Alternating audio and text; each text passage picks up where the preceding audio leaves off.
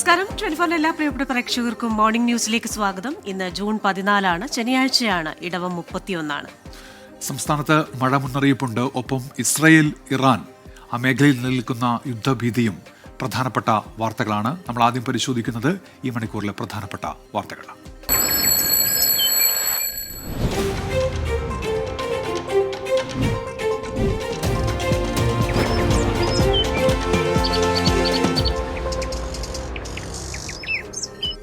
Morning ന്യൂസിലേക്ക് എല്ലാ പ്രിയപ്പെട്ട പ്രേക്ഷകർക്കും സ്വാഗതം. ഇസ്രായേലിനെതിരെ പ്രത്യാക്രമണവുമായി ഇറാൻ. ടെലവീവിലെ വിവിധയിടങ്ങളിൽ ഇറാൻ നടത്തിയ ആക്രമണത്തിൽ 40 പേർക്ക് പരിക്കേറ്റുവെന്നാണ് റിപ്പോർട്ടുകൾ.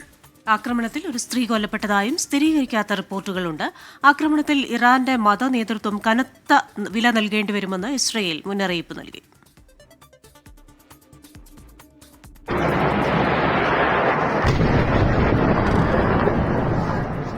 ഇസ്രയേലിനെ മുട്ടുകുത്തിക്കുമെന്ന ഇറാൻ പരമോന്നത നേതാവിന്റെ പ്രഖ്യാപനത്തിന് പിന്നാലെയാണ് ഓപ്പറേഷൻ ട്രൂ പ്രോമിസ് 3 എന്ന് പേരിട്ട പ്രത്യാക്രമണം ആരംഭിച്ചത്.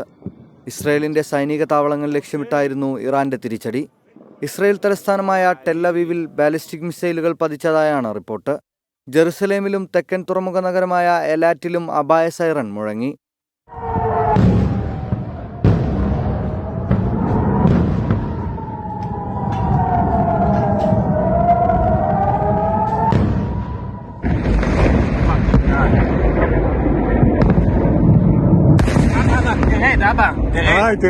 ആക്രമണം സ്ഥിരീകരിച്ച ഇസ്രായേൽ പ്രതിരോധ മന്ത്രാലയം പ്രധാന നഗരങ്ങളിൽ നിന്ന് ജനങ്ങളോട് സുരക്ഷിത കേന്ദ്രങ്ങളിലേക്ക് മാറാൻ നിർദ്ദേശിച്ചു. ഇറാന്റെ പ്രത്യാക്രമണത്തിൽ നിരവധി പേർക്ക് പരിക്കേറ്റതായാണ് വിവരം. രാജ്യതലസ്ഥാനത്തെ ഇസ്രായേൽ പ്രതിരോധ മന്ത്രാലയ ആസ്ഥാനത്തിന് സമീപം തീപിടുത്തമുണ്ടായതായും റിപ്പോർട്ടുണ്ട്. ടെല്ലവീവിന് മുകളിൽ കടുത്ത പുകപടലങ്ങൾ ഉയരുന്ന ദൃശ്യങ്ങളും പുറത്തുവന്നു. ഇറാൻ തൊടുത്ത മിസൈലുകൾ വ്യോമപ്രതിരോധ സംവിധാനം തകർത്തതായി ഇസ്രായേൽ അവകാശപ്പെട്ടു. സാധാരണക്കാർക്ക് നേരെയുള്ള പ്രകോപനത്തിന് കനത്ത മറുപടി നൽകുമെന്ന് ഇസ്രായേൽ മുന്നറിയിപ്പ് നൽകി.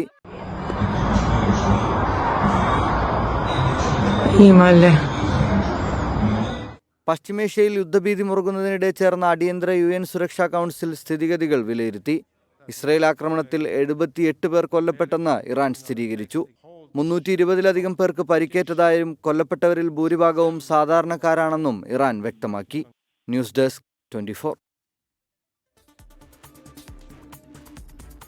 അമേരിക്കൻ പ്രസിഡന്റ് ഡൊണാൾഡ് ട്രംപുമായി ടെലിഫോണിൽ ചർച്ച നടത്തി സൗദി കിരീടാവകാശി. ഇസ്രായേൽ ഇറാൻ സംഘർഷം ചർച്ചയായി. ഇസ്രയേലിന് പിന്തുണ നൽകും എന്ന് അമേരിക്കൻ പ്രസിഡന്റ് ഡൊണാൾഡ് ട്രംപ് പറഞ്ഞു. അമേരിക്കയിൽ നിന്ന് മധു കൊട്ടാരക്കര ഇപ്പോൾ വിവരങ്ങളുമായി ചേരുന്നുണ്ട്. മധു, വലിയ സംഘർഷാവസ്ഥയിലേക്ക് കാര്യങ്ങൾ പോവുകയാണ്. ഇറാൻ അമേരിക്കയും കൂടി കുറ്റപ്പെടുത്തുന്നുണ്ടല്ലോ ഈ വിഷയത്തിൽ. എന്താണ് നിലവിലെ സാഹചര്യം Madhu? Good morning Unmesh. Christina, ആണവായുധം തടയുന്നതിനാണ് ഇസ്രയേൽ അവരുടെ ദീർഘകാല ശത്രുവായ ഇറാനെതിരെ ഇതുവരെയുള്ള ഏറ്റവും വലിയ ഈ ആക്രമണം ആരംഭിച്ചിരിക്കുന്നത്. ഇസ്രയേലിൽ പ്രതികാര വ്യോമാക്രമണം ഇപ്പോൾ ഇറാൻ നടത്തിയിരിക്കുകയാണ്. രാജ്യത്തെ 2 വലിയ നഗരങ്ങൾ ജെറുസലേം അതുപോലെ ടെൽഅവീവിലും ഒക്കെ വലിയ സ്ഫോടന ശബ്ദങ്ങൾ കേട്ടതായിട്ടുള്ള റിപ്പോർട്ടുകളാണ് വരുന്നത്. ഇറാനിയൻ മിസൈലുകളെ തടയുവാൻ തങ്ങളുടെ വ്യോമ പ്രതിരോധ സംവിധാനങ്ങളൊക്കെ നല്ല രീതിയിൽ പ്രവർത്തിക്കുന്നുണ്ടെന്നാണ് ഇസ്രായേൽ സൈന്യം അറിയിച്ചിരിക്കുന്നത്. വെള്ളിയാഴ്ച രാത്രി 2 ആക്രമണങ്ങൾക്ക് ശേഷം ശനിയാഴ്ച ഇറാൻ വീണ്ടും 3ാമത്തെ വ്യോമാക്രമണം നടത്തിയതായി ഇറാന്റെ വാർത്താ ഏജൻസി പറയുന്നുണ്ട്.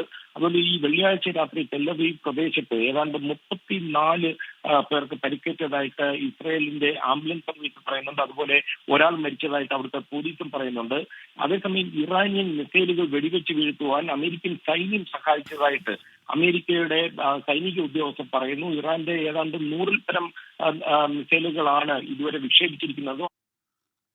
സഹായിച്ചിട്ടുണ്ടെന്നും പറയുന്നു. ഈ ടെൽഅവീവ് പരിസരത്തുള്ള നിരവധി കെട്ടിടങ്ങൾക്ക് കേടുപാടുകൾ സംഭവിച്ചിട്ടുണ്ട്.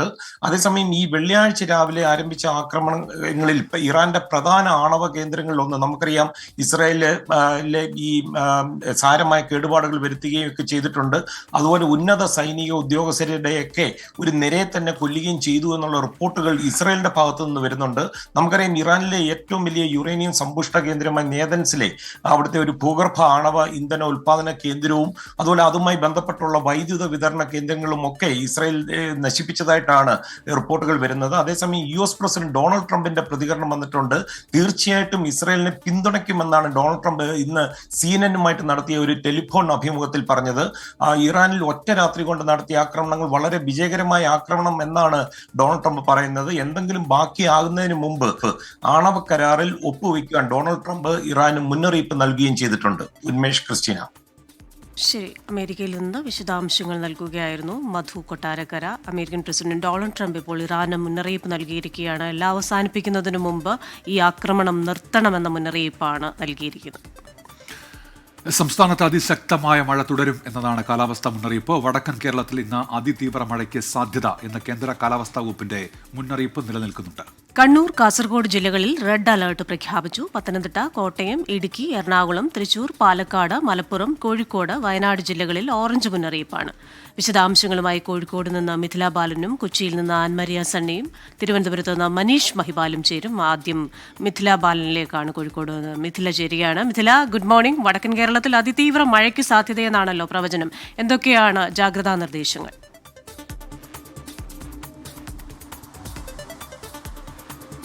Good morning Christina, Unmesh. വടക്കൻ കേരളത്തിൽ അതിശക്തമായ അതിതീവ്രമായ മഴയ്ക്ക് സാധ്യത എന്നാണ് കാലാവസ്ഥാ നിരീക്ഷണ വകുപ്പിൻ്റെ മുന്നറിയിപ്പുള്ളത്. മാത്രമല്ല കണ്ണൂർ, കാസർഗോഡ് ജില്ലകളിൽ റെഡ് അലേർട്ടാണുള്ളത്. ഇവിടങ്ങളിൽ ഇന്നും നാളെയും അംഗനവാടി, മദ്രസ ഉൾപ്പെടെയുള്ള വിദ്യാഭ്യാസ സ്ഥാപനങ്ങൾക്ക് അവധി പ്രഖ്യാപിച്ചിട്ടുണ്ട്. മലബാറിലെ മറ്റ് ജില്ലകൾ എടുക്കുകയാണെങ്കിൽ മലപ്പുറം, കോഴിക്കോട്, വയനാട് ജില്ലകളിൽ ഓറഞ്ച് അലേർട്ടാണ്. കോഴിക്കോടിനെ സംബന്ധിച്ച് പറയുകയാണെങ്കിൽ ഇന്നലെ രാത്രി നല്ല മഴയുണ്ടായിരുന്നു. പക്ഷേ ഇപ്പോൾ നിലവിൽ ചാറ്റൽ മഴയാണ്. പക്ഷേ വരും മണിക്കൂറുകളിൽ എങ്ങനെയായിരിക്കും മഴ എന്നത് നമുക്ക് പറയാൻ പറ്റില്ല. കാരണം മൂടിക്കെട്ടിയ അന്തരീക്ഷമാണുള്ളത്. രാത്രി നല്ല മഴയുണ്ടായിരുന്നു. മുന്നറിയിപ്പ് എന്നത് ഈ കഴിഞ്ഞ ആഴ്ചയിൽ അല്ലെങ്കിൽ മഴ ഉണ്ടായ സമയത്തുള്ളതുപോലെ തന്നെ ജാഗ്രതാ നിർദ്ദേശങ്ങൾ നൽകിയിട്ടുണ്ട്.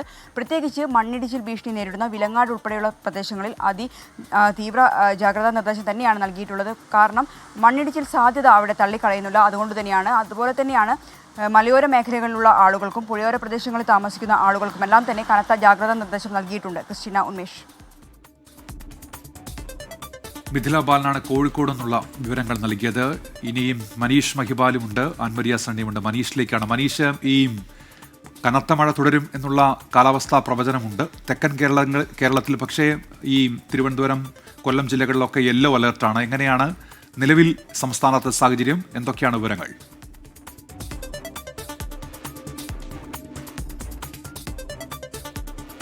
ആൻമരിയ സണ്ണി ഇപ്പോൾ വിവരങ്ങളുമായി ചേരുന്നുണ്ട് കൊച്ചിയിൽ നിന്ന്. ആൻമരിയ, ഈ മധ്യകേരളത്തിൽ മഴയുണ്ടോ? ജില്ലകളിൽ എന്തൊക്കെയാണ് ലഭ്യമാകുന്ന വിവരങ്ങൾ? ആൻമരിയ. മധ്യകേരളത്തില് രാത്രി മുതൽ പെയ്യുന്ന മഴയാണ്. അത് കൊച്ചി നഗരത്തിലേക്ക് വരികയാണെങ്കിൽ ചെറിയ രീതിയിൽ, രാവിലെയിലേക്ക് നോക്കുകയാണെങ്കിൽ ചെറിയ രീതിയിലുള്ള മഴയാണ് ഇപ്പോൾ പെയ്യുന്നത്. നേരിയ രീതിയിൽ ഇപ്പം മഴ തോർന്നു നിൽക്കുകയാണ്. പക്ഷേ മഴ ശക്തമാകുമെന്നുള്ള മുന്നറിയിപ്പ് നൽകിയിട്ടുണ്ട്. മധ്യകേരളത്തെ സംബന്ധിച്ചിടത്തോളം ഇന്ന് ഓറഞ്ച് അലർട്ടാണ് ജില്ലകളിലെല്ലാം. അതുകൊണ്ട് തന്നെ എന്നിരുന്നാൽ പോലും ശക്തമായ മഴയ്ക്കുള്ളൊരു സാധ്യത അത് തള്ളാനായിട്ട് സാധിക്കുകയില്ല. പിന്നെ മറ്റൊരു കാര്യം എടുത്തു പറയേണ്ടത് തീരദേശ മേഖലകളിലേക്കാണ്. തീരദേശ മേഖലകൾക്ക് ഇന്ന് അതീവ ജാഗ്രതാ നിർദ്ദേശം നൽകിയിട്ടുണ്ട്. ഇന്നലെ തന്നെയാണെങ്കിൽ പോലും രീതിയിലുള്ള ഒരു അതീവ ജാഗ്രതാ നിർദ്ദേശം തീരദേശ മേഖലകളിൽ ഉണ്ടായിരുന്നില്ല. പക്ഷേ എന്നിരുന്നാൽ പോലും ആ മേഖലകളിലേക്ക്, അത് കണ്ണമാലി, നായരമ്പലം പോലെയുള്ള ഭാഗങ്ങളിലേക്ക് അതിശക്തമായിട്ടുള്ള കടലാക്രമണം ഉണ്ടായിരുന്നു. ആ ഒരു കടലാക്രമണ ഭീതിയിലും അതിനൊപ്പം തന്നെയുള്ള കാറ്റും അതുമായിരുന്നു ഇന്നലെ തീരദേശ മേഖലകളിലേക്ക് നോക്കുകയാണെങ്കിൽ നമ്മൾ കണ്ടിരുന്നത്. അതുകൊണ്ട് തന്നെ ഇന്ന് അതീവ ജാഗ്രതാ നിർദ്ദേശമാണ് നൽകിയിരിക്കുന്നത്. മുനമ്പം മുതലുള്ള ഭാഗങ്ങളിലാണ് ഈ ജാഗ്രതാ നിർദ്ദേശം ഏർപ്പെടുത്തിയിരിക്കുന്നത്. ഞാറക്കൽ ഭാഗങ്ങളിൽ ഇന്നലെ വൈകുന്നേരം മുതൽ തന്നെ ഈ തീരദേശ മേഖലകളിലെ ആളുകളെ മാറ്റിപ്പാർപ്പിക്കുന്നതിനായി ഇന്നലെ വൈകുന്നേരം മുതൽ തന്നെ ക്യാമ്പുകൾ പ്രവർത്തനം ആരംഭിച്ചിരുന്നു. അതുകൊണ്ട് തന്നെ ആ ഒരു പ്രദേശങ്ങളിലേക്ക് ആക്രമണം ഉണ്ടാകാൻ സാധ്യതയുള്ള ആ ഒരു പ്രദേശങ്ങളിലെ ആളുകളെ എല്ലാം നിലവിൽ മാറ്റിപ്പാർപ്പിച്ചിട്ടുണ്ട്. ഇനി കണ്ണമാലി, നായരമ്പലം ഭാഗത്താണ്. അവിടെ കടലാക്രമണം അതീവ രൂക്ഷമാവുകയാണ് എങ്കിൽ ഇന്ന് ക്യാമ്പുകൾ തുറക്കാനുള്ള സാധ്യതയുണ്ട് എന്നാണ് നമുക്ക് ലഭിക്കുന്ന വിവരം. ഇത് അതിനോടനുബന്ധിച്ചുള്ള വ്യക്തമായിട്ടുള്ള ഒരു തീരുമാനം അത് ഇന്നത്തെ ഒരു അന്തരീക്ഷം പോലെയായിരിക്കും ഇരിക്കുന്നത്. കാരണം ഇന്നലെ ആ ഭാഗങ്ങളിലേക്ക് ഇന്നലെ അതീവ ശക്തമായിട്ടുള്ള രീതിയിൽ ഒരു കടലാക്രമണം ആക്രമണം ഉണ്ടായിരുന്നില്ല. അതുകൊണ്ട് തന്നെ ക്യാമ്പുകൾ തുറക്കുന്നതിൽ ഇന്നലെ ഒരു തീരുമാനം ഉണ്ടായിരുന്നില്ല. എറണാകുളം നഗരത്തിലേക്ക് വരികയാണ് എങ്കിൽ നഗരത്തില് മഴ രാവിലെ നേരിയ രീതിയിൽ തോർന്നു നിൽക്കുകയാണ്. പക്ഷേ എറണാകുളം ജില്ലയെ സംബന്ധിച്ചിടത്തോളം കഴിഞ്ഞ കുറച്ച് ദിവസങ്ങളായിട്ട് നമ്മൾ കാണുന്നതും ഇന്നലെ രാത്രി കണ്ട മഴയുമാണ് എങ്കിൽ അത് ഇനിയും പെയ്യും എന്നുള്ള കാര്യത്തിൽ തീർച്ചയാണ്. എറണാകുളം ജില്ലയുടെ ചില പ്രദേശങ്ങളിൽ മാത്രം വെള്ളക്കെട്ടുകൾ രൂപപ്പെട്ടിട്ടുണ്ട്. അത് പക്ഷേ ഇപ്പോൾ ഈ ഒരു രീതിയിൽ നമ്മൾ കാണുമ്പോൾ അത് വെള്ളക്കെട്ടുകൾ ആദ്യം രൂപപ്പെട്ടിട്ടുണ്ട് എങ്കിലും പിന്നെ അത് തോർന്നു നിൽക്കുന്ന അത് വെള്ളക്കെട്ടുകൾ ഇറങ്ങിപ്പോകുന്ന ഒരു സ്ഥിതിവിശേഷം ഉണ്ടായതുകൊണ്ട് തന്നെ വളരെ വലിയ രീതിയിലൊരു ഭയം അത് ആവശ്യമില്ല എന്നാണ് ജില്ലാ ഭരണകൂടം അറിയിക്കുന്നത്. എങ്കിൽ എന്നാൽ പോലും ജാഗ്രതാ നിർദ്ദേശം നൽകിയിട്ടുണ്ട്. പിന്നെ ജില്ലയുടെ വിനോദസഞ്ചാര മേഖലകൾ അതിൽ നിരോധനം നിലവിൽ ഏർപ്പെടുത്തിയിട്ടില്ല. പക്ഷേ മഴ ശക്തമാവുകയാണ് എങ്കിൽ വിനോദസഞ്ചാര മേഖലകളിൽ നിരോധനം ഏർപ്പെടുത്തുമെന്ന് ജില്ലാ കളക്ടർ നേരത്തെ അറിയിച്ചിട്ടുണ്ട്.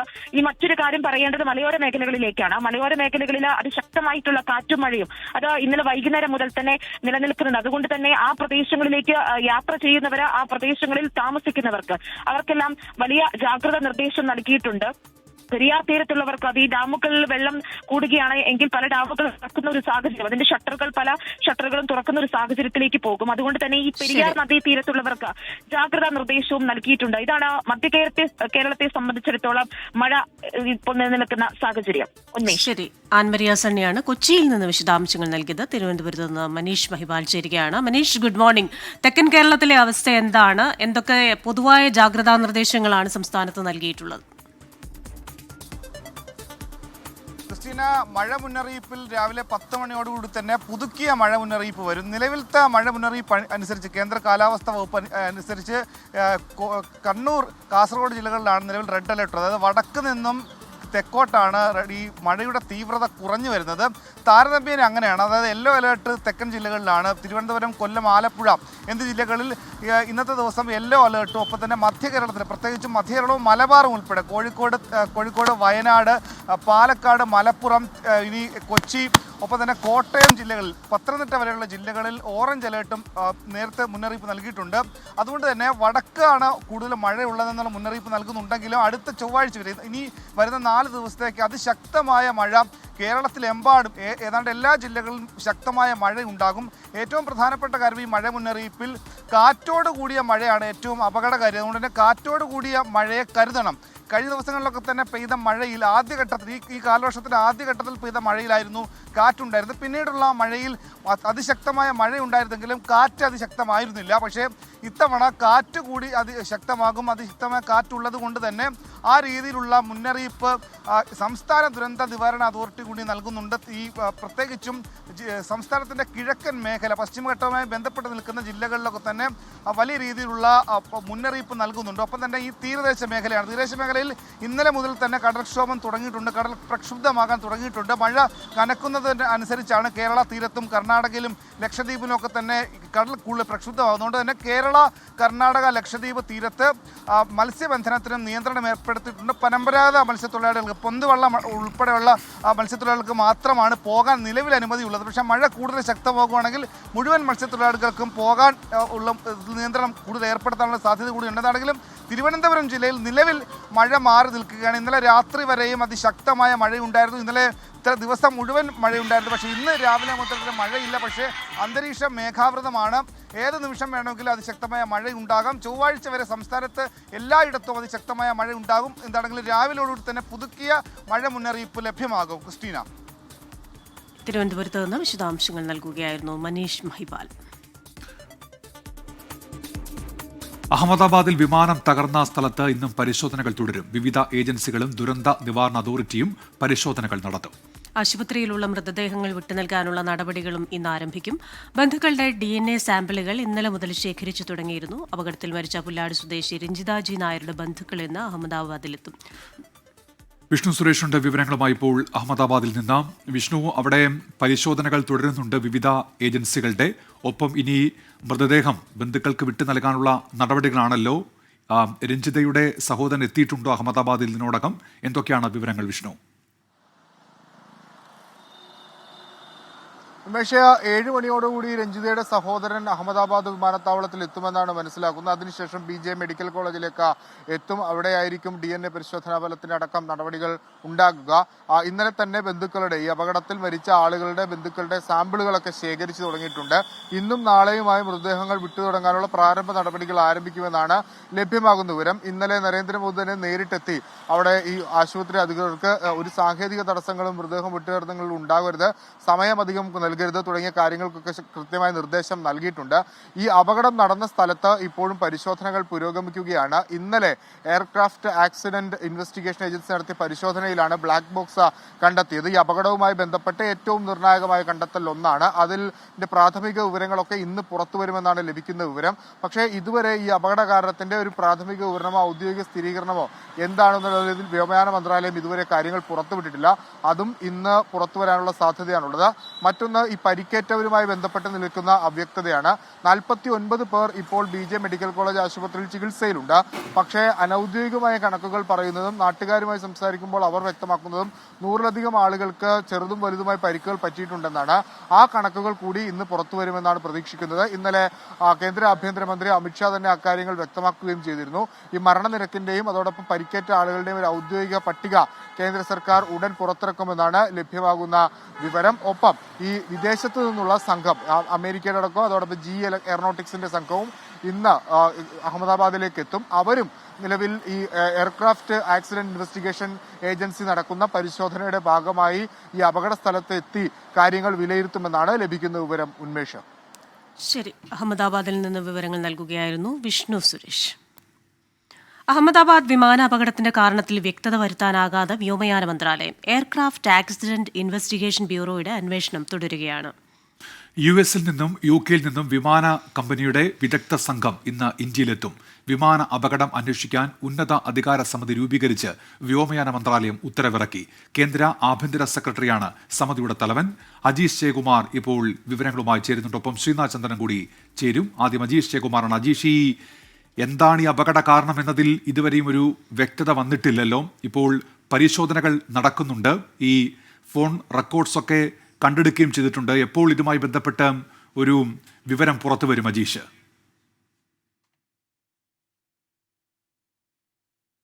ഉന്മേഷ, നിലവിൽ എന്തായാലും ഈ അന്വേഷണത്തിൽ ഏറ്റവും പ്രധാനപ്പെട്ട ഒരു ഘടകമാണ് ബ്ലാക്ക് ബോക്സ്. ആ ബ്ലാക്ക് ബോക്സ് രണ്ടും വീണ്ടെടുത്തിട്ടുണ്ട്. വിമാനത്തിന്റെ മുൻഭാഗത്തും പിൻഭാഗത്തുമുള്ള ബ്ലാക്ക് ബോക്സുകൾ കഴിഞ്ഞ ദിവസം തന്നെ വീണ്ടെടുത്തിട്ടുണ്ട്. ഇത് ഫോറൻസിക് സയൻസ് ലബോറട്ടറിയിലേക്ക് അയച്ചിട്ടുണ്ട്. അവിടെ നിന്ന് പരിശോധനാ ഫലം ലഭിക്കാൻ ദിവസങ്ങൾ തന്നെ വേണ്ടി വന്നേക്കും. ഈ പരിശോധനാ ഫലമാണ് ഈ അപകടത്തിന്റെ കാരണം കണ്ടെത്താൻ ഏറ്റവും നിർണായകമാകുക. കാരണം ഈ ഫ്ലൈറ്റിനകത്തെ പ്രധാനപ്പെട്ട വിവരങ്ങളെല്ലാം ശേഖരിച്ച് വെച്ചിരിക്കുന്നത് ഈ ബ്ലാക്ക് ബോക്സുകളിലാണ്. ഇതിനകത്ത് ഈ പൈലറ്റുമാർ നടത്തിയ കമ്മ്യൂണിക്കേഷൻസ്, അതിന് ഏതെങ്കിലും തരത്തിലുള്ള യന്ത്ര തകരാർ ഉണ്ടായിരുന്നെങ്കിൽ അതിൻ്റെ ശബ്ദങ്ങളടക്കം എല്ലാം ഈ ഫ്ലൈറ്റ് ഡേറ്റ റെക്കോർഡറിലും അതേപോലെ തന്നെ കോക്പിറ്റ് വോയിസ് റെക്കോർഡറിലുമായിരിക്കും അത് റെക്കോർഡ് ചെയ്തിട്ടുണ്ടാവുക. അത് വിദഗ്ധമായി അത് വിശകലനം ചെയ്യുകയാണ് ഏറ്റവും പ്രധാനപ്പെട്ട ഘടകം. അത് എയർക്രാഫ്റ്റ് ആക്സിഡന്റ് ഇൻവെസ്റ്റിഗേഷൻ ബ്യൂറോയിലെ വിദഗ്ധരായിരിക്കും ആ പരിശോധന നടത്തുക. അവരുടെ സയൻസ് ലബോറട്ടറിയിലാണ് അതിൻ്റെ പരിശോധന നടത്തുക. ആ പരിശോധന എന്തായാലും കടന്നിട്ടുണ്ട്. അത് വരുന്ന ദിവസങ്ങളിൽ അതിൻ്റെ ഫലം ലഭിക്കുമെന്നാണ് നമ്മൾ മനസ്സിലാക്കുന്നത്. കൂടാതെ തന്നെ UK യിലെയും US ലെയും സമാനമായി അവരുടെ ഈ വ്യോമയാന മേഖലയിലെ ഈ അപകടങ്ങളെക്കുറിച്ച് അന്വേഷിക്കുന്ന വിദഗ്ധരും ഇന്ത്യയിലേക്ക് എത്തുന്നുണ്ട്. കൂടാതെ വിമാന കമ്പനിയുടെയും ഒപ്പം തന്നെ ഇതിൻ്റെ എഞ്ചിൻ നിർമ്മിക്കുന്ന ജനറൽ ഇലക്ട്രിക്സ് ഏവിയേഷൻ ആ കമ്പനിയുടെ വിദഗ്ധരും ഇന്ത്യയിലേക്ക് എത്തുന്നുണ്ട്. അവരും ഇന്ത്യയുടെ അന്വേഷണവുമായി സഹകരിക്കും. കൂടാതെ ഈ സ്ഥലത്ത് നേരിട്ടെത്തി അവരും പരിശോധന നടത്തും. നിലവിൽ എന്തായാലും ഒരു പ്രാഥമികമായിട്ടുള്ളൊരു കണ്ടെത്തൽ എന്ന് പറയുന്നത് എഞ്ചിൻ്റെ തകരാർ കൊണ്ടാണ് ഈ അപകടം ഉണ്ടായത്. ടേക്ക് ഓഫിന് തൊട്ടു പിന്നാലെ 2 എഞ്ചിനുകളും ഒരുമിച്ച് തകരാറായി. ഇത് അപൂർവങ്ങളിൽ അപൂർവമായി മാത്രം നടക്കുന്ന സംഭവമെന്നാണ് വിദഗ്ധർ ചൂണ്ടിക്കാണിക്കുന്നത്. അതുകൊണ്ട് തന്നെ ഈ പൈലറ്റിന്റെ ഭാഗത്തു നിന്നൊരു വീഴ്ച ഈ സാഹചര്യത്തിൽ ഈ ഘട്ടത്തിൽ ഉണ്ടായിട്ടില്ലെന്നൊരു വിലയിരുത്തൽ കൂടിയാണ് ഉണ്ടായിട്ടുള്ളത്.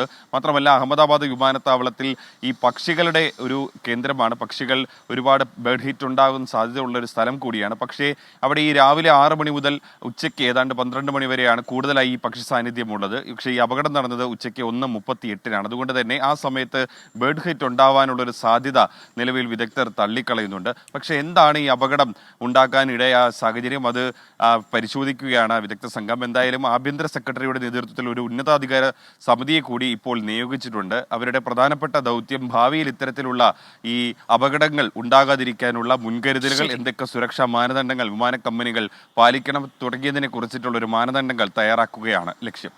ശരി, അജീഷ് ജയകുമാറാണ് വിശദാംശങ്ങൾ നൽകിയത്. ഇതിന് ശ്രീനാഥ് ചന്ദ്രൻ കൂടെ ചേരുകയാണ്. Sreenath, good morning. ഇതിപ്പോൾ ബോയിങ്ങിനെ മാത്രമല്ല എയർ ഇന്ത്യയും കൂടി പ്രതിസന്ധിയിലാക്കുകയാണ്. പലതവണയാണ് DGCA എയർ ഇന്ത്യക്ക് വാർണിംഗ് നൽകിയിട്ടുള്ളത് പല കാര്യങ്ങളും. അത് ഫ്ലൈറ്റ് വൈകൽ, പൈലറ്റുമാർക്ക് വിശ്രമമില്ലാതെ പണിയെടുപ്പിക്കുന്ന, ഇങ്ങനെ ഒരുപാട് കാര്യങ്ങളുണ്ട്.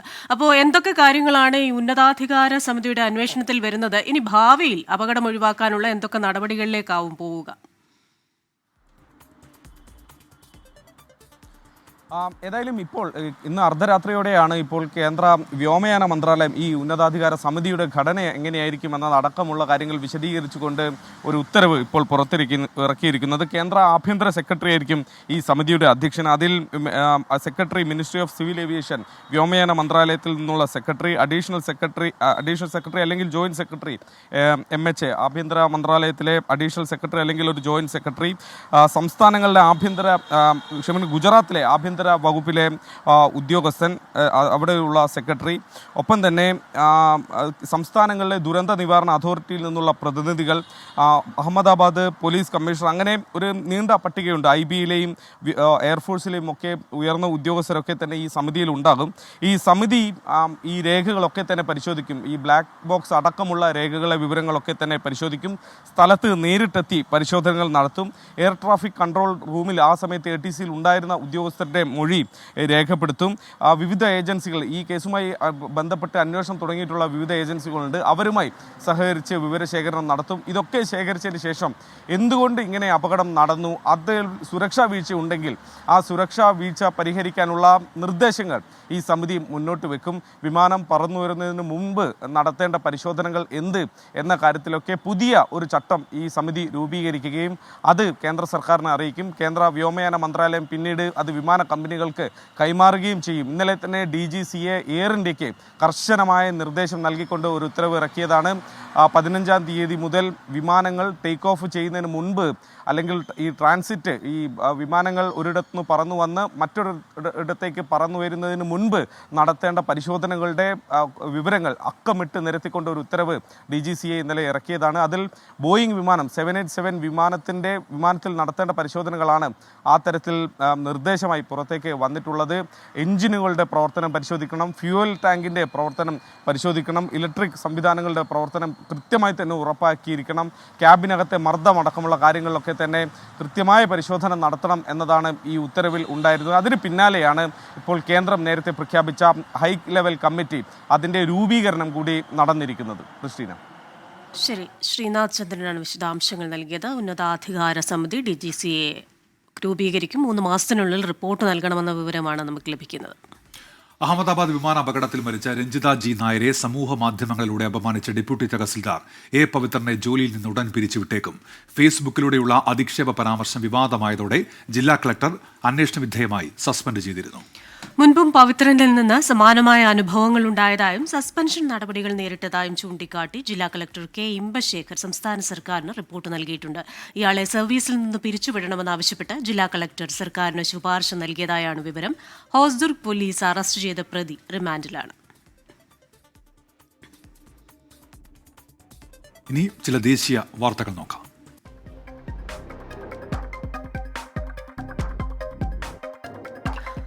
അഹമ്മദാബാദ് വിമാനാപകടത്തിൽ അടിയന്തര ഇടപെടൽ തേടി സുപ്രീംകോടതിയിൽ ഹർജി. അപകടം അന്വേഷിക്കാൻ വിദഗ്ധ സമിതി രൂപീകരിക്കണമെന്നും ഇരകൾക്ക് ഉചിതമായ നഷ്ടപരിഹാരം നൽകണമെന്നും ആവശ്യം. വലിയ അപകടങ്ങൾ ഭാവിയിൽ ഒഴിവാക്കാനുള്ള നടപടികൾ സ്വീകരിക്കാൻ കേന്ദ്രത്തിന് നിർദ്ദേശം നൽകണമെന്നും ഹർജിയിൽ ആവശ്യം. അരുണാചലിലെ BJP MLA റൈറ്റ് ടു ടെച്ചിക്ക് ചെക്ക് കേസിൽ 2 വർഷം തടവ് ശിക്ഷ, 5.5 കോടി രൂപ പിഴയും നൽകണം. TK എഞ്ചിനീയറിംഗ് കൺസ്ട്രക്ഷൻ പ്രൈവറ്റ് ലിമിറ്റഡിന്റെ 3 മുതിർന്ന ഉദ്യോഗസ്ഥരും കേസിൽ കുറ്റക്കാർ. പഞ്ചാബിലെ ബട്ടിൻഡയിൽ ബ്ലോഗർ കാഞ്ചൻ കുമാരിയുടെ കൊലപാതകത്തിൽ 2 പേർ അറസ്റ്റിൽ. പിടിയിലായത് ജസ്പ്രീത് മാൻറോ, നിമ്രത് ജീത് സിംഗ് എന്നിവർ. കേസിലെ മുഖ്യപ്രതി അമൃത്പാൽ മാൻറോ ഒളിവിൽ.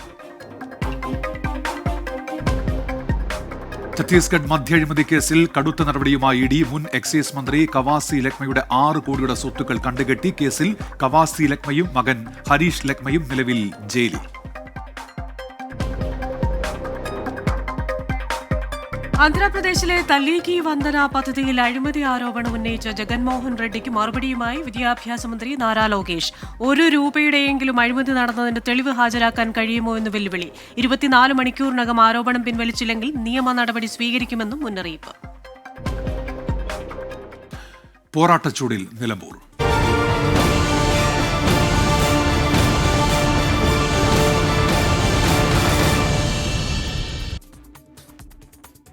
നിലമ്പൂർ ഉപതെരഞ്ഞെടുപ്പിന്റെ പരസ്യ പ്രചാരണം അവസാനിക്കാൻ ഇനി 3 നാൾ കൂടി. നാളെ പ്രിയങ്ക ഗാന്ധി മണ്ഡലത്തിലെത്തും. UDF സ്ഥാനാർത്ഥി ആര്യാടൻ ഷൌക്കത്തിനായി വോട്ട് അഭ്യർത്ഥിച്ച് 2 പര്യടനങ്ങളിൽ പങ്കെടുക്കും. വെൽഫെയർ പാർട്ടി പിന്തുണ സ്വീകരിച്ച UDFന്റെ നിലപാടിനെ മുഖ്യമന്ത്രി പിണറായി വിജയൻ കടുത്ത ഭാഷയിലാണ് വിമർശിച്ചത്. തിരിച്ച് മുസ്ലിം ലീഗും കോൺഗ്രസും മറുപടി നൽകിയതോടെ ഇരു മുന്നണികളും തമ്മിലുള്ള വാക്പോര് കടുത്തു. LDF സ്ഥാനാർത്ഥി M സ്വരാജിനായി വോട്ട് തേടി മുഖ്യമന്ത്രി മണ്ഡലത്തിൽ ക്യാമ്പ് ചെയ്യുന്നുണ്ട്. ഇന്ന് വഴിക്കടവിലും എടക്കരയിലും നടക്കുന്ന കൺവെൻഷനുകളിൽ പങ്കെടുക്കും. മുഖ്യമന്ത്രിയുടെ വഞ്ചകൻ പരാമർശത്തിന് മറുപടി നൽകാൻ PV അൻവർ ഇന്ന് വാർത്താ സമ്മേളനം വിളിച്ചിട്ടുണ്ട്. മന്ത്രിപ്പടയും UDFന്റെ മുതിർന്ന നേതാക്കളും മണ്ഡലത്തിന്റെ മുക്കിലും മൂലയിലും നേരിട്ടെത്തിയാണ് വോട്ടുറപ്പിക്കുന്നത്. തെരഞ്ഞെടുപ്പ് ഫലം വരുന്ന ജൂൺ 23-ന് ആകാശം ഇടിഞ്ഞു വീണില്ലെങ്കിൽ താൻ ജയിക്കുമെന്ന് PV അൻവർ. മുഖ്യമന്ത്രിയെപ്പോലെ എഴുതി വായിക്കുന്ന ആളല്ല താനെന്നും ഹൃദയത്തിൽ നിന്നാണ് ജനങ്ങളോട് സംവദിക്കുന്നതെന്നും PV അൻവർ 24-നോട് പറഞ്ഞു. അവസാന ലാപ്പാണ്, പ്രചാരണ ആവശ്യമുണ്ട്. മുന്നണികളെല്ലാം കാടടച്ച കോലാഹലങ്ങളുള്ള ഒരു പ്രചാരണമാണ് നടക്കുന്നത്. അൻവർ എവിടെയെന്ന് ചോദ്യം എടുക്കുമായിരുന്നു. അൻവറിന്റെ സ്ട്രാറ്റജി എന്താണ്? ടു ദ വോട്ടേഴ്സ് ആണ്. To the voters only. എന്റെ പ്രവർത്തനം എല്ലാ വീട്ടിലും നടക്കുന്നുണ്ട്. എല്ലാ വീട്ടിലും ഏറ്റവും ചുരുങ്ങിയത് ഒരു പ്രവർത്തകനെങ്കിലും എനിക്ക് വേണ്ടിയിട്ട് വർക്ക് ചെയ്യുന്നുണ്ട്. അത് 23-ാം തീയതി അറിയാൻ പറ്റും. കൃത്യമായ എല്ലാ പോക്കറ്റുകളും ചെന്ന് നേരിട്ട് വോട്ട് ചോദിക്കുകയാണ്. മറ്റ് പരസ്യമായ കാടടച്ചുള്ള പ്രചാരണങ്ങളില്ല നിലവിൽ. പരസ്യത്തിന്റെ ആവശ്യമില്ലല്ലോ. ഞാൻ ഈ നാട്ടിൽ ജനിച്ചു വളർന്നു, ഇവരോടൊപ്പം ജീവിച്ച് 9 ചില്ലാൻ വർഷം അവരുടെ MLA ആയി അവരോടൊപ്പം നിന്നതാണ്. ഞാൻ എന്താണ് ഇവിടെ ചെയ്തതും ഞാൻ എന്താണെന്നും അറിയുന്ന സാധാരണക്കാരായ വോട്ടർമാരാണ് ഇവിടെ ഉള്ളത്. നിലപാടിന്റെ ഭാഗമായി രാജിവെച്ചാണ് PV അൻവർ. അപ്പോൾ രണ്ടാമത്തെ മത്സരിക്കുമ്പോൾ തന്നെ തുടക്കത്തിൽ നമുക്കൊരു പ്രതീക്ഷ ഉണ്ടാവും ഇത്ര വോട്ട് എന്നുള്ളത്. ഇപ്പോൾ നമ്മൾ ഈ ലാപ്പുകൾ ഓടി ഗ്രാമങ്ങളിലൂടെ പോയി അൻവറിന് പരിചയമുള്ള മണ്ഡലമാണ്, അൻവറിന് ഓരോ വീടുകൾ അറിയുന്ന സ്ഥലമാണ്, അൻവർ നടത്തിയ വികസനങ്ങൾ അൻവർ തന്നെ ബോധ്യപ്പെട്ട സ്ഥലമാണ്. അത് നാട്ടുകാർ കൂടി ബോധ്യപ്പെട്ടു എന്ന് മനസ്സിലാക്കുന്നുണ്ടോ? പ്രതീക്ഷ എത്രത്തോളം, എത്ര ഭൂരിപക്ഷം നമുക്ക് പ്രതീക്ഷിക്കാം ഈ ഘട്ടത്തിൽ? ചുരുങ്ങിയത് 50% തൊട്ട് 60% വരെ പോൾ ചെയ്യപ്പെടുന്ന വോട്ടിന്റെ വോട്ട് എനിക്ക് വരും. 60% വോട്ട് പോളിന് വോട്ട് 50 to 60 മിനിമം. കഴിഞ്ഞ അൻവർ ജയിക്കുമ്പോൾ ഒരു CPM പിന്തുണയുണ്ട്, ഒരു കേഡർ വോട്ടുകളുണ്ട്. അപ്പോൾ LDFന്റെ കേഡർ വോട്ടുകളടക്കം അൻവറിലേക്ക് ഒഴുകും എന്ന് തന്നെയാണ് ഉദ്ദേശിക്കുന്നത്. എല്ലാ ജനങ്ങൾ, അതാണ് ഈ തെരഞ്ഞെടുപ്പ്. രാഷ്ട്രീയം ജനങ്ങൾക്കും വോട്ടർമാർക്കില്ല. 15% വോട്ടർമാർക്കാണ് രാഷ്ട്രീയമുള്ളത്. അത് ആ രാഷ്ട്രീയം എന്ന് പറയുന്നത് അവരതുകൊണ്ട് ജീവിക്കുകയോ മറ്റ് സൗകര്യങ്ങൾ പറ്റുകയോ ചെയ്യുന്ന ലീഡർഷിപ്പ് അല്ലാത്തതാണ്. അവരും മനസ്സുകൊണ്ട് എൻ്റെ കൂടെയാണ്.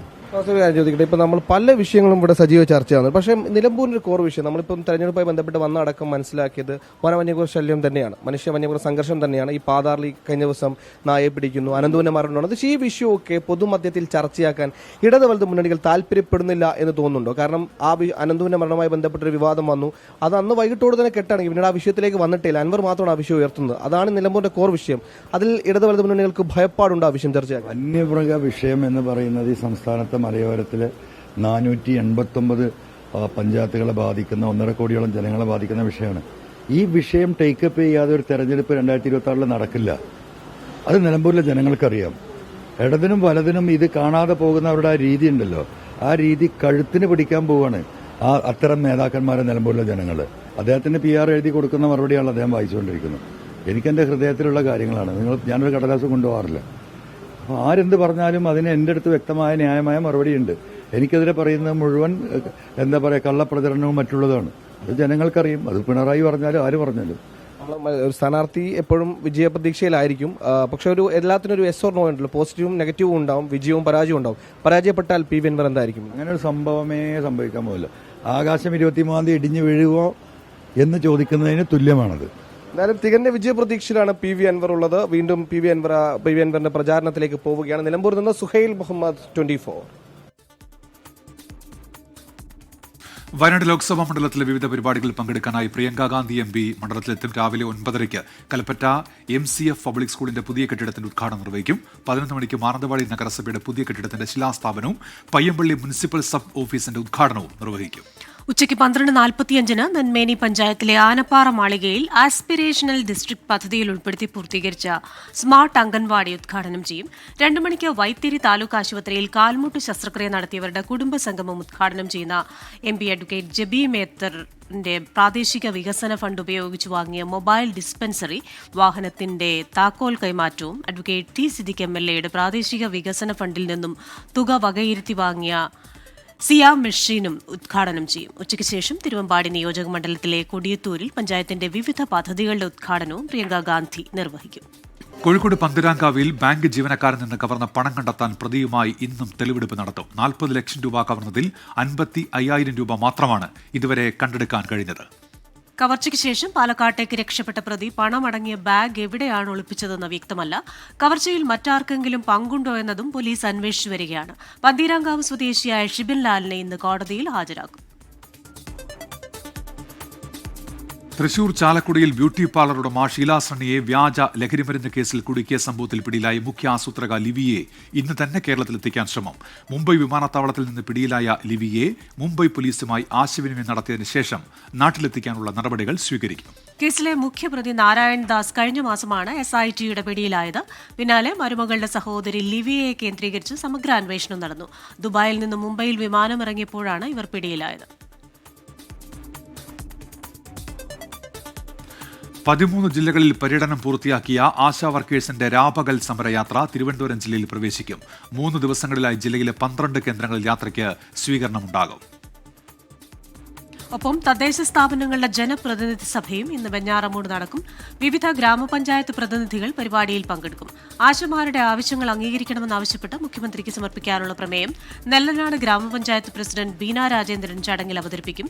Kerala ASHA health workers association സംസ്ഥാന ജനറൽ സെക്രട്ടറി MA ബിന്ദു നയിക്കുന്ന യാത്ര മെയ് 5 കാസർഗോഡ് നിന്നാണ് ആരംഭിച്ചത്. തൃപ്പൂണിത്തുറയിലെ അനധികൃത നായ വളർത്തൽ കേന്ദ്രത്തിനെതിരെ പ്രതിഷേധവുമായി നാട്ടുകാർ. തൃപ്പൂണിത്തുറ ചാത്താരിയിൽ താമസിക്കുന്ന ജിൻസിക്കെതിരെയാണ് പരാതി. 25ഓളം നായ്ക്കളെയാണ് ജിൻസി വീട്ടിൽ വളർത്തുന്നത്. കാലങ്ങളായി നായ്ക്കളുടെ കുരയും ദുർഗന്ധവും മൂലം പൊറുതിമുട്ടിയിരിക്കുകയാണ് തൃപ്പൂണിത്തുറ ചാത്താരിയിലെ പ്രദേശവാസികൾ. ചാത്താരി സ്വദേശി ജിൻസി 25ഓളം നായ്ക്കളെയാണ് വീട്ടിലിട്ട് വളർത്തുന്നത്. നായ്ക്കളുടെ കുരയും ദുർഗന്ധവും മാത്രമല്ല, റോഡിലൂടെ ഇറങ്ങി നടക്കാൻ പോലും കഴിയാത്ത അവസ്ഥയെന്നാണ് നാട്ടുകാർ പറയുന്നത്. പരാതിയുമായി എത്തുന്നവരെ നായ്ക്കളെ കൊണ്ട് ഉപദ്രവിക്കുന്നതും പതിവാണെന്ന് നാട്ടുകാർ പറയുന്നു. 3-4 വർഷമായിട്ട് ഇവിടെ ഒരു 10-40ഓളം പട്ടികളുണ്ട് ഇവിടെ. അപ്പോൾ അവർ ഒറ്റയ്ക്കാണ് അവിടെ താമസിക്കുന്നത്. അപ്പോൾ അവർ ഈ വേസ്റ്റ് അടിക്കുന്നതിനും പിന്നെ അറവുശാലയ്ക്കൊക്കെ കൊടുത്തിട്ട് അവർ പൈസ അവരുടെ വരുമാന മാർഗ്ഗം അതാണ്. അപ്പോൾ ഇത് നാട്ടുകാർക്ക് ബുദ്ധിമുട്ടുണ്ടാക്കിക്കൊണ്ടിരിക്കുകയാണ്. വളരെ കൊച്ചു കുട്ടികളടക്കം വയസ്സായവരുണ്ട്. അവരൊക്കെ രാത്രികാലങ്ങളിൽ നടക്കുമ്പോൾ ഈ പട്ടികളെ ഓടിച്ചിട്ട് കടിക്കുന്ന ഇതും. കഴിഞ്ഞ ദിവസം 30ലധികം നായ്ക്കളെ വീട്ടിൽ കൊണ്ടിറക്കിയിരുന്നു. പിന്നീട് നാട്ടുകാരുടെ പ്രതിഷേധത്തെ തുടർന്നാണ് നായ്ക്കളെ വീട്ടിൽ നിന്നും മാറ്റിയത്. നാളുകൾക്ക് മുൻപ് പരാതി അന്വേഷിക്കാനെത്തിയ പോലീസുകാരനെ നായ്ക്കൾ ആക്രമിച്ചിരുന്നു. ഗുരുതരമായ സ്ഥിതിവിശേഷം ചൂണ്ടിക്കാണിച്ച് പ്രദേശവാസികൾ നഗരസഭയ്ക്കും പോലീസിനും പരാതി നൽകി. ഞങ്ങൾ കളക്ടർക്ക് പരാതി കൊടുത്തു. നഗരസഭയ്ക്ക് ആദ്യം പരാതി കൊടുത്തു. അത് കഴിഞ്ഞ് കളക്ടറെ നേരിട്ട് കണ്ട് ഞങ്ങൾ എല്ലാവരും പരാതി കൊടുത്തു. ഇതിന് നമ്മളൊരു പരാതി കൊടുക്കുമ്പോൾ അതിന് പുറമെ അടുത്ത പരാതി കൊണ്ട് കൊടുക്കുക, അങ്ങനെയുള്ള ഓരോരോ പ്രശ്നങ്ങളാണ്. ഞങ്ങളിപ്പോൾ വിവരാവകാശം വെച്ചു. അത് ഈ പറഞ്ഞതുപോലെ ഇപ്പോൾ അവസ്ഥ കണ്ടതാണ്. ഈ റോഡിൻ്റെ ഉള്ളിലേക്ക് നമുക്ക് ഒരാൾക്ക് പോലും കയറി പോകാൻ പറ്റില്ല, വണ്ടിക്ക് മാത്രമേ പോകാൻ പറ്റുള്ളൂ. നടന്നിരിക്കുന്നത് അനധികൃതമാണെന്നും വീട്ടമ്മയ്ക്കെതിരെ നടപടിയെടുക്കുമെന്നും കൃത്യമായ പിഴ ഈടാക്കുമെന്നും നഗരസഭയും വ്യക്തമാക്കി. ആ വീടിൻ്റെ അന്തരീക്ഷം, അതുപോലെ തന്നെ തെരുവ് നായ്ക്കൾ എത്രത്തോളം ഉണ്ടെന്നുള്ളതും ആ പാടമാണത്. നിലമാട്ട് കിടക്കുന്ന ഭൂമിയിൽ കൊണ്ടുവന്ന് ഇത് വേസ്റ്റ് കൊണ്ടുവന്ന് അടിച്ച് അത് നികത്തി എടുത്ത് പോകാനുള്ള വേറൊരു തന്ത്രമായിരിക്കാം. പക്ഷേ എന്തായാലും ബന്ധപ്പെട്ട റവന്യൂ വിഭാഗവുമായി ബന്ധപ്പെട്ട് അതിൻ്റെ നോട്ടീസ് സ്റ്റോപ്പം ഓൾറെഡി കൊടുത്തിട്ടുള്ളതാണ്. നിലവിൽ അതിൻ്റെ വയലേഷന് ആവശ്യമായ നടപടി എടുക്കും നഗരസഭ. ഇപ്പോൾ വീട് കണ്ട സ്ഥിതിക്ക് അവിടെ ഒരു പബ്ലിക് ഹെൽത്ത് ആക്ട് പ്രകാരം നഗരസഭ ഫൈൻ നോട്ടീസ് കൊടുക്കും. ഇത് ചെയ്യാവുന്ന നിയമപരമായ നടപടികളൊക്കെ നഗരസഭയുടെ ഭാഗത്തുണ്ടാവും. നായ്ക്കളുടെ ശല്യം മാത്രമല്ല, സ്ഥലത്തേക്ക് മാലിന്യവും ഇറക്കുന്നുണ്ട് എന്ന് നാട്ടുകാർ പറയുന്നു. കൃത്യമായ ഇടപെടലുകൾ ഉണ്ടായില്ല എങ്കിൽ പ്രതിഷേധം ശക്തമാക്കാനാണ് നാട്ടുകാരുടെ തീരുമാനം. 24 കൊച്ചി. ഇനി ചില അറിയിപ്പുകൾ.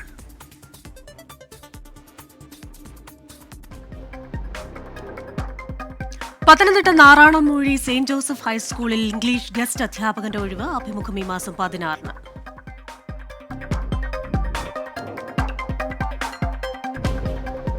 പെരുമ്പാവൂർ വാഴക്കുളം പഞ്ചായത്ത് കുടുംബാരോഗ്യ കേന്ദ്രത്തിൽ ഡോക്ടറുടെ ഒഴിവുണ്ട്. ഇന്റർവ്യൂ മാസം 19-നാണ്. കൂടുതൽ വിവരങ്ങൾ വെബ്സൈറ്റിൽ ലഭ്യമാണ്.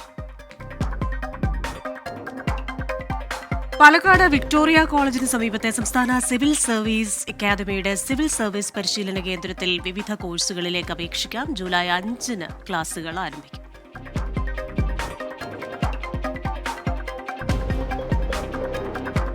കൊല്ലം കുണ്ടറ കച്ചേരിമുക്ക് സഹൃദയ കലാകേന്ദ്രം, സഹൃദയ നഗർ റെസിഡൻസ് അസോസിയേഷൻ എന്നീ സംഘടനകൾ ചേർന്ന് നടത്തുന്ന സൗജന്യ നേത്ര ചികിത്സാ ക്യാമ്പ് ഈ മാസം 15-നാണ്. ജില്ലാ പഞ്ചായത്ത് പ്രസിഡന്റ് PK ഗോപൻ ഉദ്ഘാടനം ചെയ്യും. ക്യാമ്പ് രാവിലെ 7 മണി മുതൽ ഉച്ചയ്ക്ക് 1 മണി വരെയാണ്. ഇടുക്കി നെടുങ്കണ്ടം ഇലക്ട്രിക്കൽ സെക്ഷൻ പരിധിയിൽ അറ്റകുറ്റപ്പണികൾ നടക്കുന്നതിനാൽ നെടുങ്കണ്ടം ടൗൺ പരിധിയിൽ ഇന്ന് വൈദ്യുതി മുടങ്ങും. രാവിലെ 8 മുതൽ വൈകിട്ട് 4 വരെയാണ് വൈദ്യുതി തടസ്സപ്പെടുന്നത്.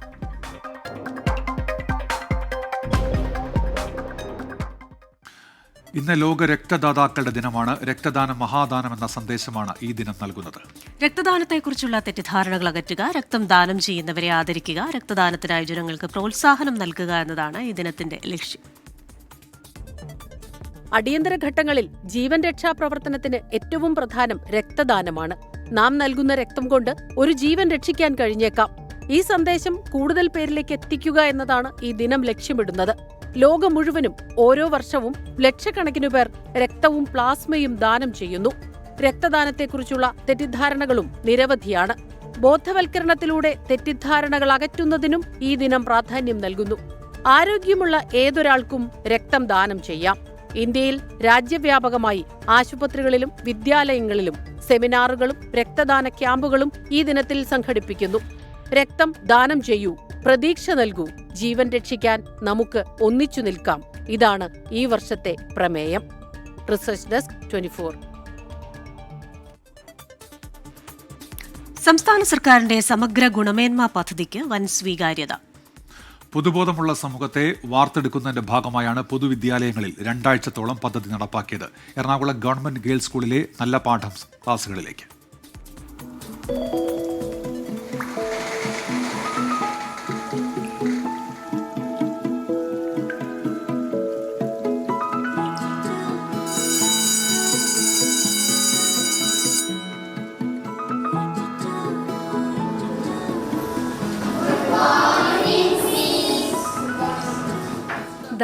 ഇങ്ങനെ തുടങ്ങുകയാണ് ജീവിതത്തിന്റെ നല്ല പാഠങ്ങളിലേക്ക് കൈപിടിച്ചുയർത്താനുള്ള യാത്ര.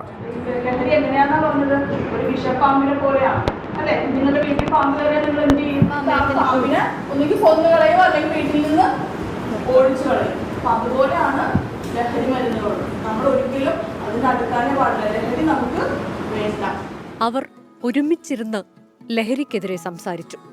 ലഹരി വിപത്താണെന്നും അതിനെതിരെ ഉറച്ച ശബ്ദമായി മാറുമെന്നും വീണ്ടും വീണ്ടും ഊട്ടിയുറപ്പിച്ചു. സൈബർ ഇതിനെക്കുറിച്ചുള്ള ക്ലാസ്സുകളും ലഹരി വിമുക്ത ക്ലാസ്സുകളൊക്കെയാണ് എടുത്തത്.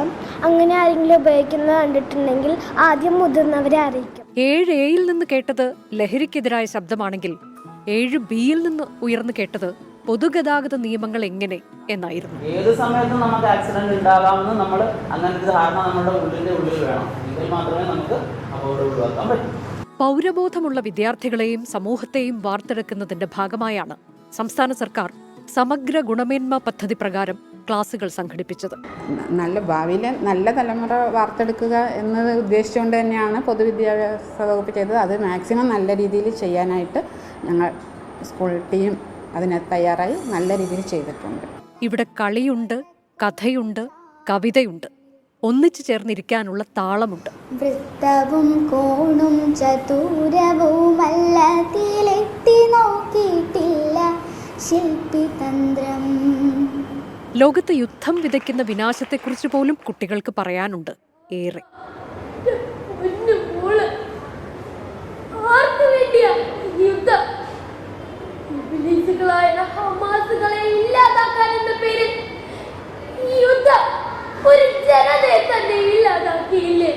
ആരോഗ്യ കായിക പരിപാലനത്തിനും പദ്ധതിയിൽ മുൻതൂക്കമുണ്ട്.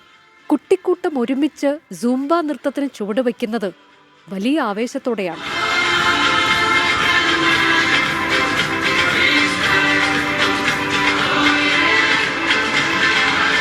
ജീവിത ജീവിതത്തിന്റെ നല്ല പാഠങ്ങൾ പഠിച്ചുള്ള യാത്ര അവർ ഇവിടെ തുടരട്ടെ. മനുഷ്യരെല്ലാം ഒന്നാണെന്ന് പഠിച്ച് പ്രതിസന്ധികളിലും സന്തോഷങ്ങളിലും ഒരുമിച്ച് നിന്ന് അവർ വളരട്ടെ. അവരുടെ ലോകം വിശാലമാകട്ടെ.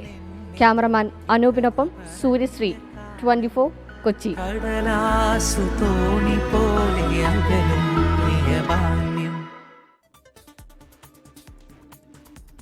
കുട്ടനാടൻ രുചികളുടെ വിസ്മയം തീർത്ത് കൊച്ചി ക്രൗൺ പ്ലാസയിലെ മൊസൈക്ക് റെസ്റ്റോറന്റ് കപ്പ, വിവിധ തരത്തിലുള്ള മീനുകൾ, ചെമ്മീൻ റോസ്റ്റ്, താറാവ് കറി, കൊഞ്ച് കലർത്തിയത് തുടങ്ങി കുട്ടനാടൻ രുചിയിൽ വിവിധ വിഭവങ്ങളാണ് ഒരുക്കിയിരിക്കുന്നത്.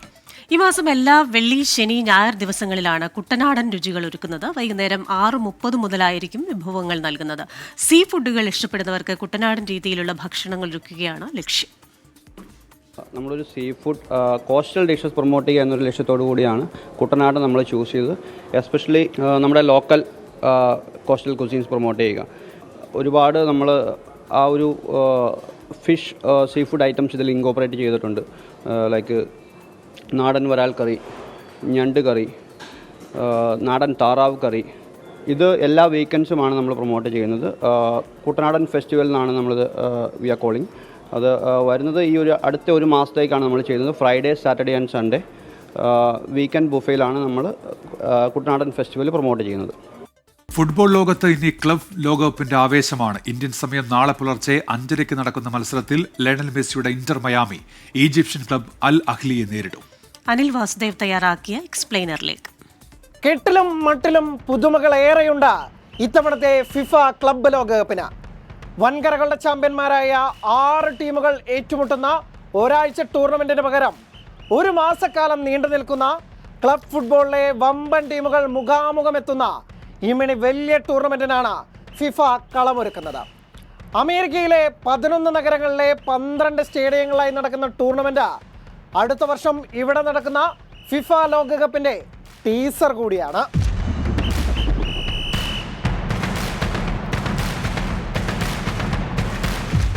6 കോൺഫെഡറേഷനുകളിൽ നിന്നായി 32 ടീമുകളാണ് ക്ലബ് ഫുട്ബോളിലെ ലോക ചാമ്പ്യൻ പട്ടത്തിനായി പോരടിക്കുക.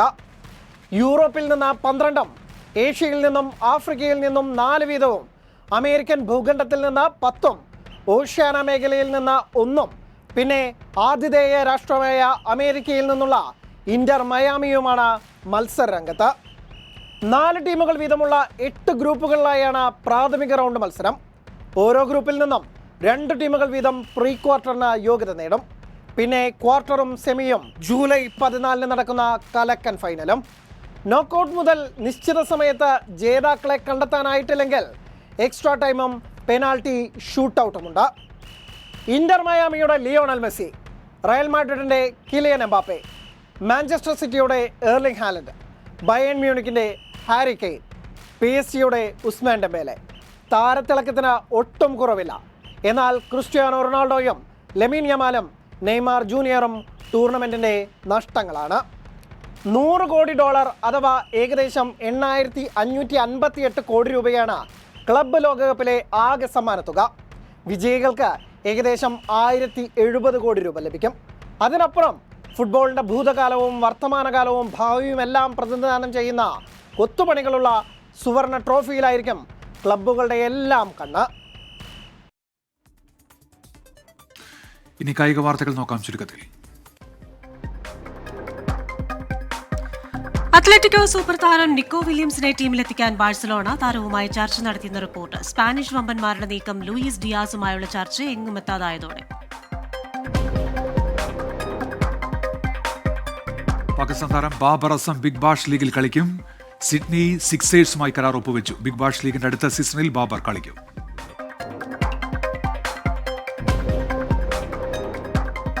ജൂൺ 28 മുതൽ ആരംഭിക്കുന്ന ഇന്ത്യക്കെതിരായ T20 പരമ്പരയ്ക്കുള്ള 14-അംഗ ഇംഗ്ലണ്ട് വനിതാ ടീമിനെ പ്രഖ്യാപിച്ചു.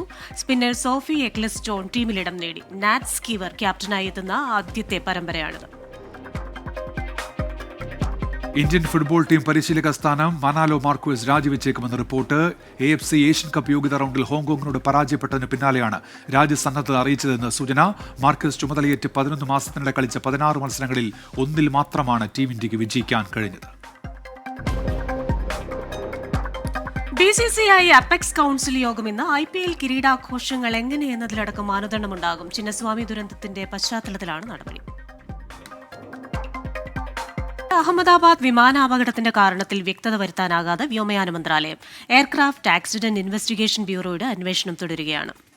US-ൽ നിന്നും UK-ൽ നിന്നും വിമാന കമ്പനിയുടെ വിദഗ്ധ സംഘം ഇന്ന് ഇന്ത്യയിലെത്തും. വിമാനാപകടം അന്വേഷിക്കാൻ ഉന്നതാധികാര സമിതി രൂപീകരിച്ച് വ്യോമയാന മന്ത്രാലയം ഉത്തരവിറക്കി. കേന്ദ്ര ആഭ്യന്തര സെക്രട്ടറിയാണ് ഈ സമിതിയുടെ തലവൻ. അജീഷ് ജയകുമാർ ഇപ്പോൾ വാർത്തയുടെ വിശദാംശങ്ങളുമായി ചേരുന്നുണ്ട്. അജീഷ്, ഈ അന്വേഷണം ഇപ്പോഴും തുടരുകയാണല്ലോ. ഈ റെക്കോർഡിംഗ്സ് പരിശോധിക്കുകയാണ്. എപ്പോൾ കാര്യങ്ങളിലൊക്കെ ഒരു വ്യക്തത വരും അജീഷ്?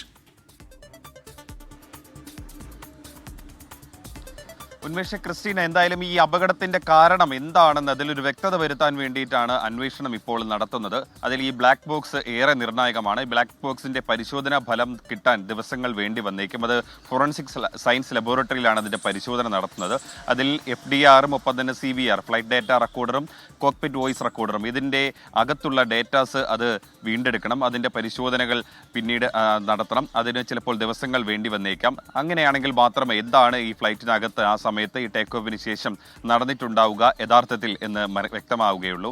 നിലവിൽ ഒരു അനുമാനത്തിലെത്തിയിരിക്കുന്നത്, ഈ ദൃശ്യങ്ങളിലടക്കം ഉള്ള കാര്യങ്ങൾ വെച്ച് പരിശോധിച്ചതിൽ നിന്ന് ഒരു അനുമാനത്തിലെത്തിയിരിക്കുന്നത്, ഈ ബേർഡ് ഹിറ്റ് ഉണ്ടാവാനോടൊരു സാധ്യത ഇല്ല എന്നാണ് മനസ്സിലാക്കുന്നത്. അതിന് അവർ പറയുന്ന ഒരു കാരണം ഈ പക്ഷികൾ വന്ന് ഇടിച്ചു കഴിഞ്ഞാൽ സാധാരണ ഈ എഞ്ചിനിൽ നിന്ന് ഈ തീയും പുകയും ഉയരുന്നൊരു സാഹചര്യം ഉണ്ടാവാറുണ്ട്. പക്ഷേ ഈ കാര്യത്തിൽ അങ്ങനെ ഉണ്ടായിട്ടില്ല. മാത്രമല്ല, ഒരുമിച്ച് 2 എഞ്ചിനുകളും അങ്ങനെ തകരാറാവാനുള്ള സാധ്യതയും ബേർഡ് ഹിറ്റിലൂടെ ഉണ്ടാവുന്നില്ല. പക്ഷേ ഇവിടെ അങ്ങനെയല്ല. ടേക്ക് ഓഫിന് പിന്നാലെ തന്നെ 2 എഞ്ചിനുകളും തകരാറിലായി എന്നാണ് മനസ്സിലാക്കുന്നത്. ഈ വിമാനത്തിന് വേണ്ട ഉയരം കൈവരിക്കാൻ സാധിക്കുന്നില്ല. അതിനർത്ഥം 2 എഞ്ചിനുകൾക്കും പ്രശ്നമുണ്ടായിരുന്നു എന്നാണ്. അതെന്തെങ്കിലും സാങ്കേതിക തകരാറുകൾ മൂലമുണ്ടായതാണെന്നാണ് ഇവരുടെ ഒരു പ്രാഥമിക നിഗമനം. മാത്രമല്ല, ഈ പൈലറ്റുകൾക്ക് വീഴ്ച സംഭവിച്ചിട്ടില്ലെന്നും ഒരു പ്രാഥമിക അന്വേഷണത്തിൽ കണ്ടെത്തിയിട്ടുണ്ട്. തുടർന്ന് എന്തായാലും ഈ 2 സംഘങ്ങൾ, അതായത് ഇന്ത്യയുടെ ഭാഗത്ത് നിന്നും വിദേശ സംഘങ്ങളും ഇവിടെ എത്തി പരിശോധന നടത്തും. വിദേശ സംഘം ഇന്ന് എത്തുമെന്നാണ് നമ്മൾ മനസ്സിലാക്കുന്നത്. UK-ൽ നിന്നും US-ൽ നിന്നും ഈ ബോയിങ് വിമാന കമ്പനിയുടെയും പ്രതിനിധികൾ ഇവിടെ ഈ അഹമ്മദാബാദിലെത്തി അപകട സ്ഥലം സന്ദർശിക്കും. കൂടാതെ ഇന്ത്യയുടെ എയർക്രാഫ്റ്റ് ആക്സിഡന്റ് ഇൻവെസ്റ്റിഗേഷൻ ബ്യൂറോ സംഘാംഗങ്ങളുമായി ഇവർ ചേർന്ന് പ്രവർത്തിക്കും. എന്താണ് ഈ ബോയിങ് 787 വിമാനത്തിന് അത് സംഭവിച്ചത് എന്ന് അറിയാൻ എല്ലാവരും കാത്തിരിക്കുകയാണ്. കാരണം ഈ ലോകത്താകമാനം ഒരുപാട് വിമാന കമ്പനികൾ ഉപയോഗിക്കുന്ന ഒരു വലിയ എയർക്രാഫ്റ്റ് തന്നെയാണ് ഈ ബോയിങ് 787. സ്വാഭാവികമായിട്ടും ഇത്തരത്തിൽ ആദ്യമായിട്ട് ഒരു അപകടമുണ്ടാകുമ്പോൾ ഭാവിയിൽ ഇത്തരം കാര്യങ്ങൾ സംഭവിക്കുമോ എന്ന് അറിയേണ്ടതുണ്ട്. മാത്രമല്ല, എന്തെങ്കിലും മാനുഫാക്ചറിങ് പിഴവാണെങ്കിൽ അത് പരിഹരിക്കേണ്ടതുണ്ട്. അതിനെ തുടർന്നാണ് ഇങ്ങനെ ഒരു പരിശോധന നടത്തുന്നത്. നിലവിൽ എന്തായാലും DGCA ചില നിർദ്ദേശങ്ങൾ കൂടി എയർ ഇന്ത്യക്ക് മുന്നോട്ട് വെച്ചിട്ടുണ്ട്. എയർ ഇന്ത്യയുടെ ഭാഗത്തുള്ള അതിൻ്റെ ഫ്ലീറ്റിലുള്ള ഈ ബോയിങ് 787, 8, 9 സീരീസുകളിൽപ്പെട്ട വിമാനങ്ങൾക്ക് ചില മാനദണ്ഡങ്ങൾ, സുരക്ഷാ മാനദണ്ഡ പരിശോധന കൂടി കർശനമാക്കിയിട്ടുണ്ട്. അത് നാളെ മുതലാണ് പ്രാബല്യത്തിൽ വരുന്നത്. ആ പരിശോധനയ്ക്ക് ശേഷമേ ഈ വിമാനങ്ങൾക്ക് ഇനി ഇന്ത്യയിൽ നിന്ന് സർവീസ് നടത്താനാകൂ. ആ പരിശോധനാ ഫലം അത് DGCAക്ക് നൽകണമെന്നും ഉത്തരവായിട്ടുണ്ട്. എന്തായാലും അന്വേഷണം ഒരു ഭാഗത്ത് കാര്യക്ഷമമായി തന്നെ നടക്കുകയാണ്. ഉന്മേഷ്. ശരി അജീഷ്, നമ്മളോടൊപ്പം ശ്രീനാഥ് ചന്ദ്രൻ കൂടി ചേരുകയാണ് അഹമ്മദാബാദ് എയർപോർട്ടിൽ നിന്ന്. ശ്രീനാഥ്, ഈ മരിച്ച രഞ്ജിതയുടെ ബന്ധുക്കൾ അല്പസമയത്തിനകം എയർപോർട്ടിൽ നിന്ന് പുറത്തേക്ക് വരും എന്നാണല്ലോ നമ്മൾ മനസ്സിലാക്കുന്നത്, അല്ലേ? തീർച്ചയായും ഇപ്പോൾ മുംബൈ വഴി അവർ ഇപ്പോൾ അഹമ്മദാബാദിലേക്ക് എത്തിയിട്ടുണ്ട്. അവരുടെ വിമാനം ഇവിടെ ലാൻഡ് ചെയ്തിട്ടുണ്ട്. ഇപ്പോൾ വിമാനത്താവളത്തിന് അകത്താണ് രഞ്ജിതയുടെ സഹോദരൻ രഞ്ജിത്തും ഒപ്പം തന്നെ ഉണ്ണികൃഷ്ണൻ എന്ന ബന്ധുവും ഉള്ളത്. ഇപ്പോൾ വിമാനത്താവളത്തിന് പുറത്ത് കേരള സമാജം പ്രവർത്തകർ അവരെ കൊണ്ടുപോകാൻ വേണ്ടി ഇവിടെ എത്തിയിട്ടുണ്ട്. നേരത്തെ നോർക്ക ഈ കേരള സമാജവുമായി ബന്ധപ്പെട്ടാണ്, അഹമ്മദാബാദിലെ സമാജവുമായി ബന്ധപ്പെട്ടാണ് ഈ കാര്യങ്ങളിൽ ഒരു കോർഡിനേഷൻ നടത്തിക്കൊണ്ടിരുന്നത്. ഇപ്പോൾ സമാജം പ്രതിനിധികളുണ്ട്. ഇപ്പോൾ ഗിരീഷേട്ടനുണ്ട്. പിന്നെ എന്താണ് നടപടി? അവരിപ്പോൾ ഇവിടെ 6:50 ഫ്ലൈറ്റ് ടൈം. അപ്പോൾ നമ്മൾ കേരള സമാജത്തിൻ്റെ പ്രവർത്തകരും അവരുടെ ബന്ധുക്കളും ഉണ്ട്. ഞങ്ങളെല്ലാവരും ഇവിടെ എയർപോർട്ടിൽ എത്തിയിട്ടുണ്ട്. ഇന്നലെ നമ്മൾ ഹോസ്പിറ്റൽ അതോറിറ്റിയായിട്ട് ബന്ധപ്പെട്ട സമയത്ത് അറിയാൻ കഴിഞ്ഞത്, ഈ DNA ടെസ്റ്റ് ഇന്ന് ചെയ്തു കഴിഞ്ഞാൽ 72 മണിക്കൂർ സമയം നമ്മൾ വെയിറ്റ് ചെയ്യേണ്ടി വരും അതിൻ്റെ റിസൾട്ട് കിട്ടാൻ വേണ്ടിയിട്ടാണെന്നാണ് ഇന്നലെ അറിയാൻ കഴിഞ്ഞിട്ടുള്ളത്. അതിനുശേഷം മാത്രമേ ബോഡി ഹാൻഡ് ഓവർ ചെയ്യത്തുള്ളൂ. അതുപോലെ തന്നെ ഈ എല്ലാ സാമ്പിൾ കളക്ട് ചെയ്യായിരിക്കും. അതെ, ഇന്ന് കളക്ട് ചെയ്യാൻ വേണ്ടിയിട്ടുള്ള ഇത് ചെയ്യാം. ഇപ്പോൾ എങ്ങനെയാണ് നേരിട്ട് ആശുപത്രിയിലേക്ക് പോകുമല്ല അവർ താമസിച്ചത്? അതിനിപ്പോൾ ഇവിടെ നമുക്ക് അവർക്ക് ഫ്രഷ് ആകാൻ വേണ്ടിയിട്ടുള്ള സൗകര്യങ്ങൾ ഞങ്ങൾ ചെയ്തിട്ടുണ്ട്. അപ്പോൾ ഇനി ഏത് രീതിയിൽ, ഇനിയിപ്പോൾ എയർലൈൻസിൻ്റെ ആൾക്കാർ ഉള്ളിൽ വന്നിട്ടുണ്ടെന്ന് അറിയാൻ കഴിഞ്ഞിട്ടുണ്ട്. ഇനിയിപ്പോൾ ഏത് രീതിയിലാണ് പോകുന്നതെന്നുള്ളത് സമാജമായിട്ടാണോ ബന്ധപ്പെടുന്നത്? നോർക്ക സാറ് റഫീഖ് സാറ് വിളിക്കുന്നുണ്ടായിരുന്നു, തുടർച്ചയായിട്ട് എന്നെ വിളിക്കുന്നുണ്ട്. എല്ലാ വിവരങ്ങളും അവർ കൂടെ വന്നു കഴിഞ്ഞിട്ടുണ്ടെങ്കിൽ എല്ലാ ഹെൽപ്പും ചെയ്തു കൊടുക്കണം. അപ്പോൾ അതിന് ഞങ്ങളിവിടെ ഉണ്ട്. എല്ലാ അവരുടെ ബന്ധുക്കളും അതുപോലെ തന്നെ കേരള സമയത്തിൻ്റെ ആൾക്കാർ എല്ലാ കാര്യങ്ങൾക്കും കൂടെ ഉണ്ടാവും. ഇവിടുന്ന് അവർ പോകുന്നത് വരെ, ഓടിക്കൊണ്ട് നാട്ടിലോട്ട് പോകുന്നത് വരെയുള്ള എല്ലാ കാര്യങ്ങൾക്കും ഞങ്ങൾ അവർക്ക് വേണ്ട സഹായങ്ങൾ ചെയ്തു കൊടുക്കാനായിട്ട് കൂടെ ഉണ്ടാവും. അതാണ് കേരള സമാജത്തിൻ്റെ പ്രതികരണമാണ്. നേരത്തെ നോർക്ക കേരള സമാജവുമായി ബന്ധപ്പെട്ടാണ് ഈ കാര്യങ്ങളിലൊക്കെ ആശയവിനിമയങ്ങൾ നടത്തിയത്. അവരിപ്പോൾ പുറത്തേക്ക് അല്പസമയത്തിനകം പുറത്തേക്ക് എത്തും. അതിനുശേഷം ഇപ്പോൾ ഞാൻ മനസ്സിലാക്കുന്നത് എയർ ഇന്ത്യയുടെ ചില ഉദ്യോഗസ്ഥർ അകത്തുണ്ട് എന്നുള്ള വിവരമുണ്ട്. ഒരുപക്ഷെ എയർലൈൻ തന്നെ ആ തരത്തിൽ ചില സൗകര്യങ്ങൾ ചെയ്തു കൊടുത്തേ. അങ്ങനെയാണെങ്കിൽ മറ്റ് ബുദ്ധിമുട്ടുകളില്ലാതെ അവർക്ക് നേരിട്ട് നടപടിക്രമങ്ങളൊക്കെ കുറച്ചുകൂടി എളുപ്പം പൂർത്തിയാക്കാൻ കഴിയുമെന്ന് പ്രതീക്ഷിക്കുന്നുമുണ്ട്. ഉന്മേഷ്. ശരി, ശ്രീനാഥ് ചന്ദ്രനാണ് ഇപ്പോൾ അഹമ്മദാബാദ് വിമാനത്താവളത്തിൽ നിന്ന് വിവരങ്ങൾ നൽകിയത്. ഇതോടെ മോർണിംഗ് ന്യൂസ് പൂർണ്ണമാവുകയാണ്.